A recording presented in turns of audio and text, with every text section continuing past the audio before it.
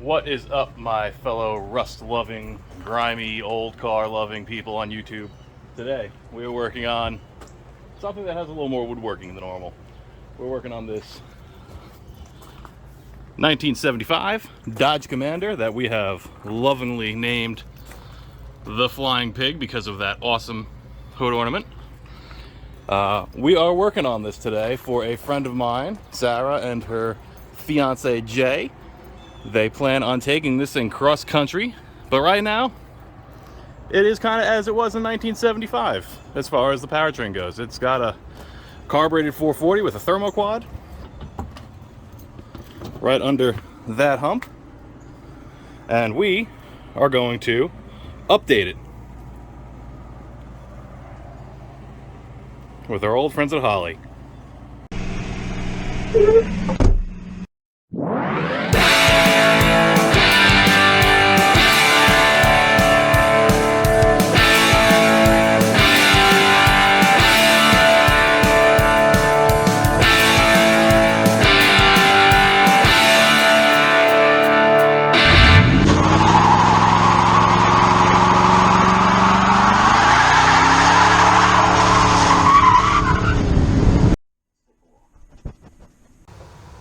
And this mountain of parts in front of us is the Holley EFI Sniper kit.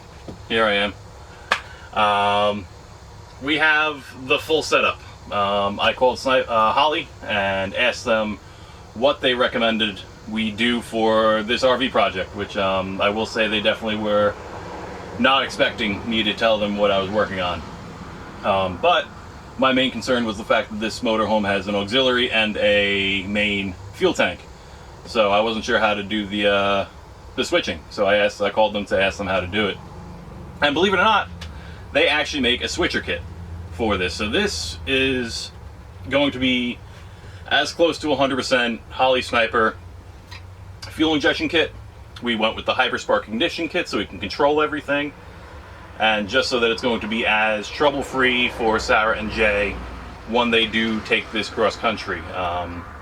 When we do get this installed, we're going to be labeling all the return and feed lines.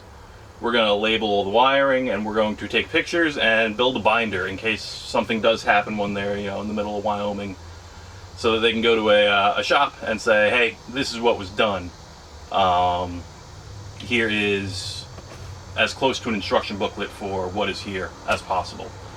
So right now we decided that we're going to do a little bit of an unboxing on all this stuff, and let me tell you, I've had this stuff sitting in the hallway of my apartment for 3 months, and I only opened the distributor and the coil.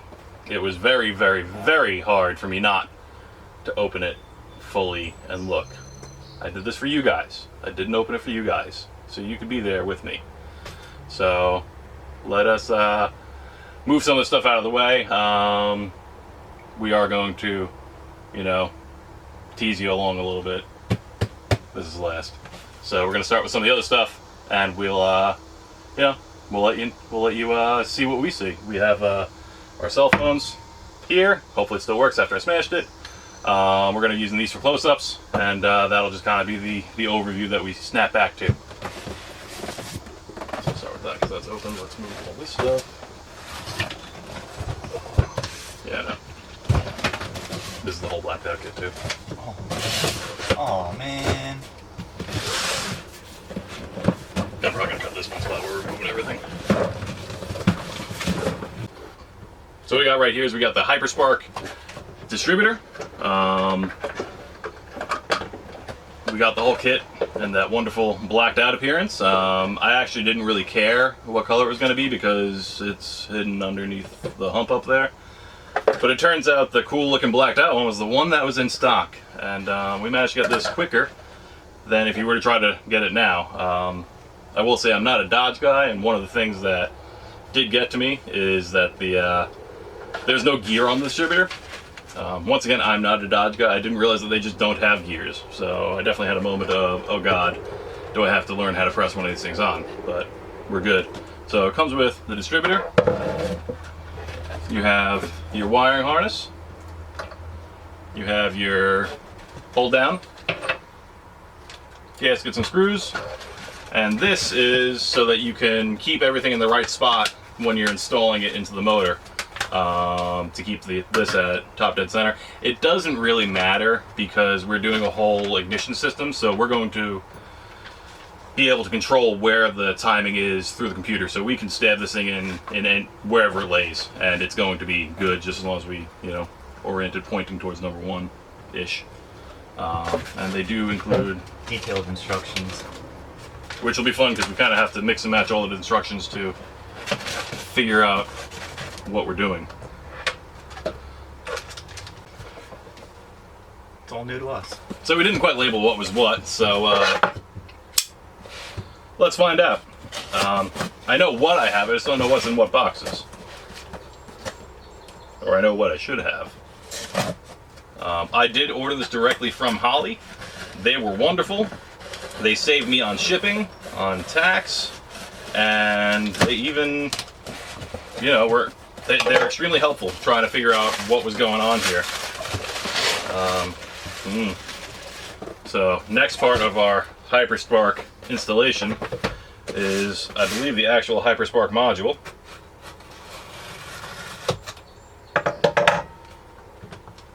Yep. HyperSpark EFI ignition, part number 556151. The distributor for a 440 Chrysler. Or 426 Chrysler is 565-306BK for the black version. So if you want to look good, get the BK one. Here's the Holley HyperSpark module. It feels solid. It's probably, I don't know, 5 pounds. You know, it feels a little bit more solid than one of the basic MSD boxes, which I know it's basically MSD makes the stuff and they stamp their name on it. But it says Sniper on it, you know? Not plastic either. Yeah, no, that's a full metal enclosure. You know, you got your instructions. You have that wonderful wire harness, the baggie with all the stuff, and it's a solid feeling kit. So we're gonna pack this up really quick. And again, detailed instructions. Like, look at all the wiring. Yeah. And what's not in there, you can always get online. Or call them. Yeah, they're pretty good with that. It didn't take me too long to get to them. This was 3-4 months ago. I have to look through my emails and find out who my salesperson / technical advisor was, because I would like to give him a shout out because he was patient with me, trying to explain something that I didn't quite know what I was doing.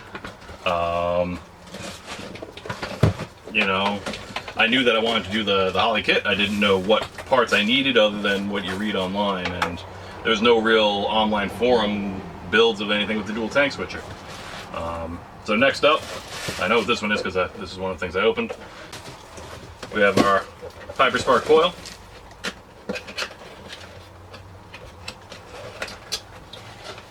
Everything comes wonderfully packed, you know, nice thick foam, wires, coiled boot, and this not light coil. I mean, this thing is beefy. It's got plenty of cooling fins on it. Got plenty of cooling fins on it. It's got that wonderful Sniper EFI HyperSpark writing on it, which just looks cool. It's a shame it's going to be hidden on this thing. But this is a functionality build. This is not a, you know, a build to do it. This is going to be a purely functional vehicle. We are going to, well, not us, but, you know, we're building, this is going to be driven cross country for quite an extended period of time. They're thinking a year or two. So we want to make sure this is going to be as stout as possible.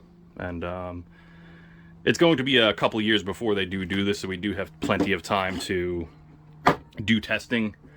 I would not recommend doing something like this and then immediately leaving for a trip like that. This is aftermarket stuff, you know. Going in with a 50-some-odd-year-old vehicle. So you definitely need time to test and tune and work the kinks out and try to, you know, basically just make sure it's got solid. You know, you're very rarely going to be able to slap something together and make it cross country without a hiccup. watch Roadkill. They're experienced guys. You know, all they do is build cars, and whenever they slap something together and head cross country immediately, that's where you get all the entertainment through them. Less entertaining if you're not prepared for it and you're the one driving. So, like I said, make sure that you test and tune everything. Make sure it's pretty good. Work out the kinks, work out the bugs.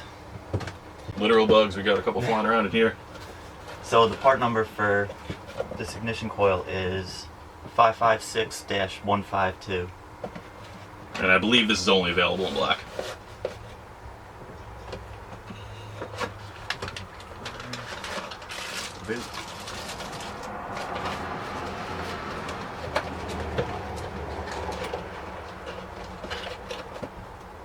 Good enough. It's coming out of there permanently anyway soon. So now, this is one of the few things that was actually labeled, so I know what this is. This is where all the magic is going to happen for the dual tank. Before I forget, part number, if you have a dual tank truck, so if you have a 70s Ford pickup or a 70s, 60s, 70s Chevy pickup, anything where you want to keep the original aesthetics, or even one of the old Broncos, you'll want the dual tank kit. This controls the fuel pumps. It has a return and a send into this, and 2 return and sends going to each pump. So it is nice and isolated. It comes with all the switches, everything to control it. And this is part number 534-38. This is for the dual tank kit for a 4-barrel carburetor. I guess they have one for a 2-barrel too. So right here we have your wiring, your relay, your switch. That switch is not small. It feels nice and solid. They give you a fuel filter. Here is your main block where everything goes into. So you have a, come on, focus, focus. You have a feed and return, I'm guessing. I guess that's a little vent. If that's anything, I have to read the instructions. And then you have 2 on the other side.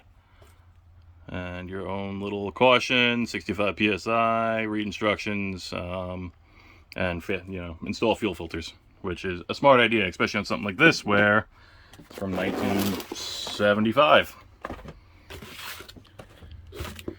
And we have, this is included in the dual tank kit. Oops. Another pump. And all the mounting hardware for the pump, which is wonderful because then you don't have to source a pump, and this is identical to the pump that comes in the main kit. And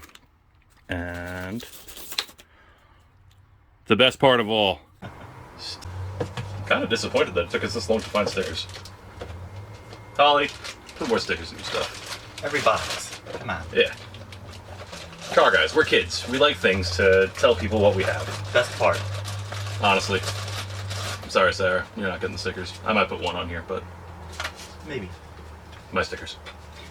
Part of the cost of doing this install. If we find more. Which is actually kind of cool with this. I didn't notice this before. But they actually have captured nuts in here. So you can just put this on the side of the frame rail or something like that. You know, wherever you find some holes. And you don't have to do the juggling act of holding a wrench and a ratchet while you're, you know, reaching around a frame. Which on this thing is a huge frame. Next. So,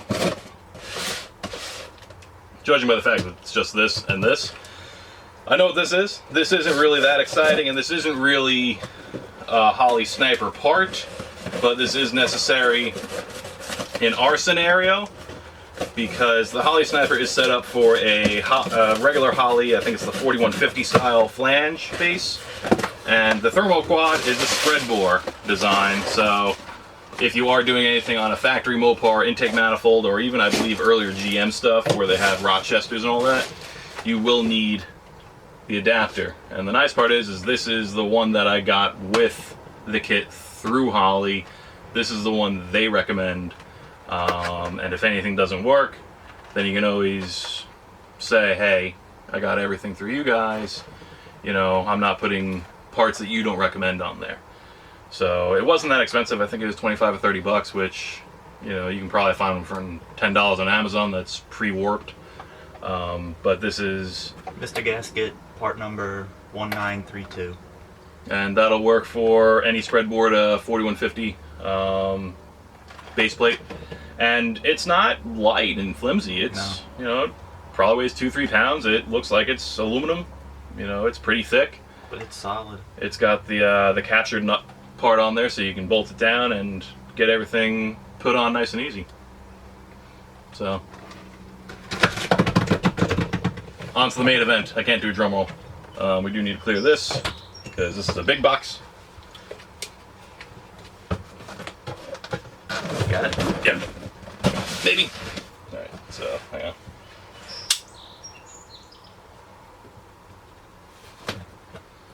Look at the warning.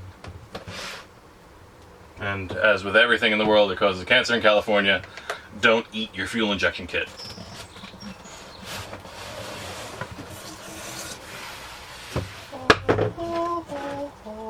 I am definitely going to overdub some dramatic music for this.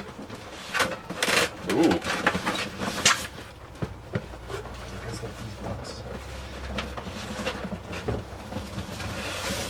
So boxes within boxes. That one looks really exciting, so that one's last.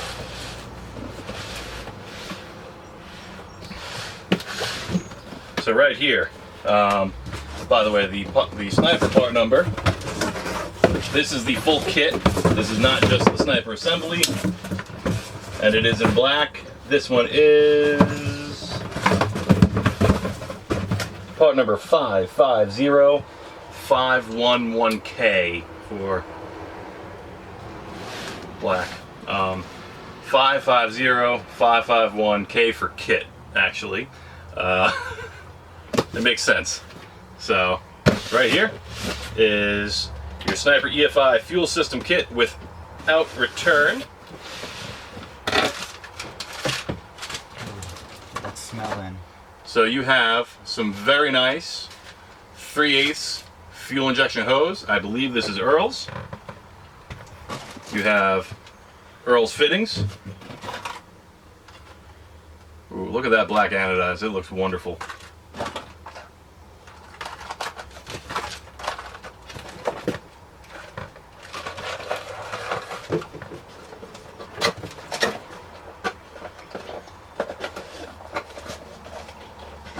You have another fuel pump kit. I'm not going to pull this one out because it's identical to the other one, but your fuel pump.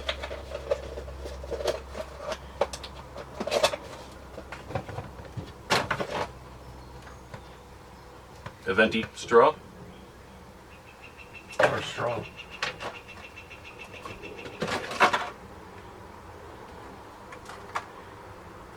NOS sniper fuel fittings.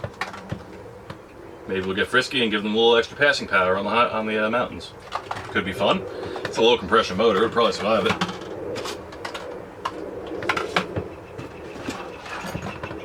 A quality Wix fuel filter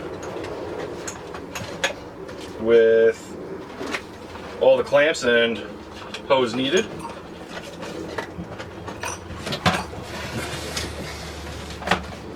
And of course, detailed instructions. Detailed instructions. Comes with 40 foot of hose, which might actually be enough to do this RV because the auxiliary tank is up front, although the main tank is basically underneath where we are, about 24 feet away from the nose of this fine land yacht.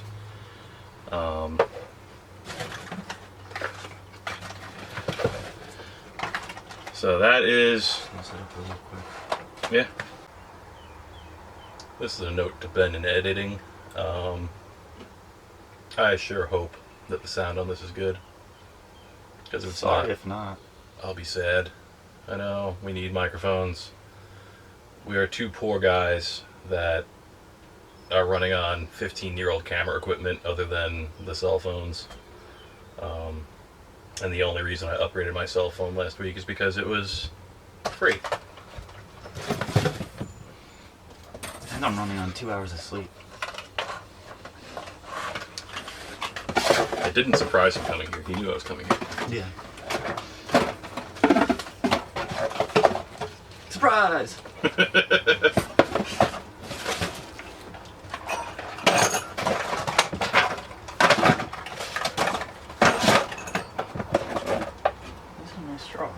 Right? I just wish they included the cup.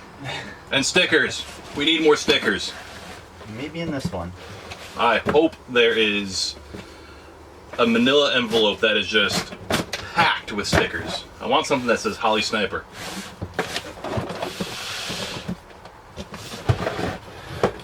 Boring white box. Yeah, right?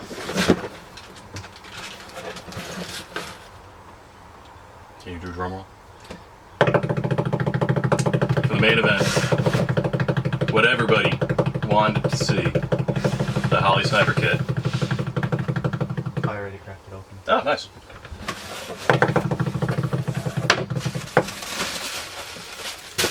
Packaging! Wiring, relays, my Holley Sniper EFI sticker, Woo! and gaskets. probably the most magnificent looking thing in the world. Oh man, that is a beautiful piece of equipment.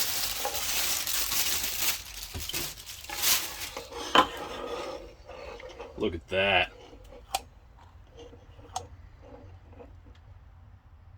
This is the Holley Sniper fuel injection kit. This is the main thing. This holds your meter for the fuel injection. It is built into here. This is as close to a plug and play operation as Holley could make it from everything I have read. I am extremely excited to do this. This thing looks beautiful. It has all your connections on it. They're nice quality connectors. You have all your ports. I know you're going to have return and feed on this itself. You know, it's nice and beefy feeling. It looks good. It feels good. I do want to say that thank you, Sarah, for deciding that you trusted me enough to use your RV as a test bed for something that I've always wanted to do but never have actually done. This is a good possibility. This is what I'm going to wind up running on the Firebird when all is said and done, and this is a fun way to figure out, you know, just how this is, how it goes. You know, we're excited to learn how to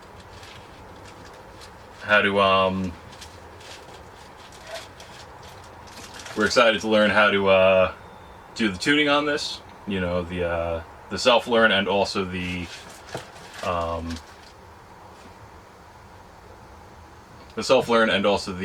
laptop tuning. After we get it all installed, we know it runs and drives. We have a nice straight stretch of road over there that's RV sized, so we'll be able to take this out, give it some wide open throttle pulls, let everything figure itself out, and then if we need to go in further from there, we have the laptop. We're nice close to Wi-Fi if we need to be. And yeah, so there's one more box. Leave that there. Right here. More wiring. Your oxygen sensor. Your oxygen sensor install stuff. So this RV needs an exhaust system on it, so what we're going to do for now is we're going to run the clamp-on system that they give you in here. We're going to run some sealant, you know, just to make sure that it's all nice and good, copacetic. And then once she gets an exhaust on this thing, then, you know, we'll just make sure that they weld an O2 bung in. Here's some more wiring. This is your ignition coil driver. Your temperature sensor, which controls in the screen and kind of tells everything where it is. so it can run well. And then what controls everything right here, which they do an intelligent job of packing it with the screen side down.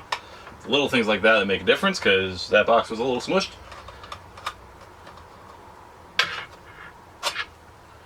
And here is your Holley Sniper screen. This is the touchscreen.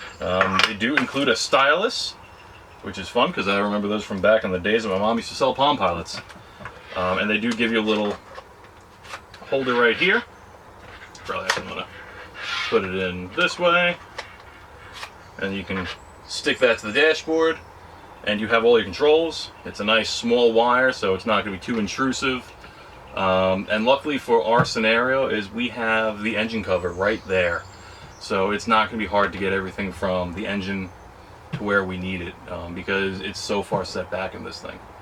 And we're basically going to be working on it like we're sitting in the living room.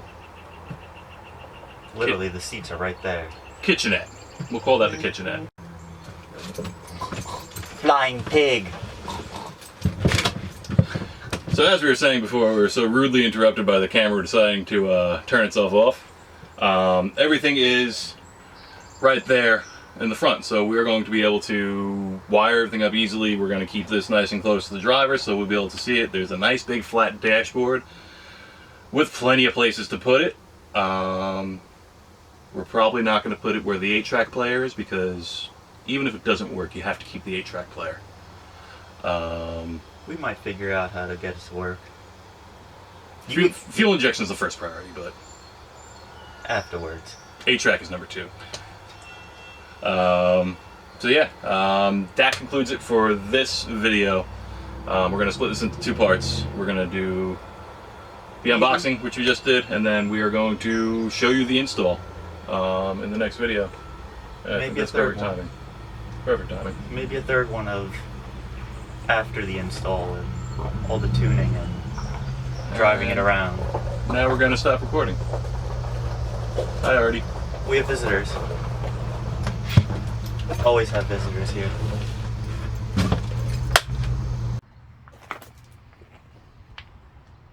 If you like weird projects, like, comment, subscribe. Why did this weekend project take you 4 days? Well, because we wanted to film it. There's a couple videos that you guys didn't see where we were getting my Suburban ready for a road trip to take the Newport to western Pennsylvania. We did all the brakes, we did the tranny fluid, oil change, full tune-up, and just made sure that it was going to make it. And we get it done. That's not gonna work. We get it done, and basically on my way home from here after getting the final touches done, tranny gauge, radio, new rear air shocks so it can actually tow, I have someone make a left-hand turn in front of me and total the truck out. So, Suburban, RIP, it's not there anymore, and I'm looking for a new truck. So, I'll show you what that is when I find it.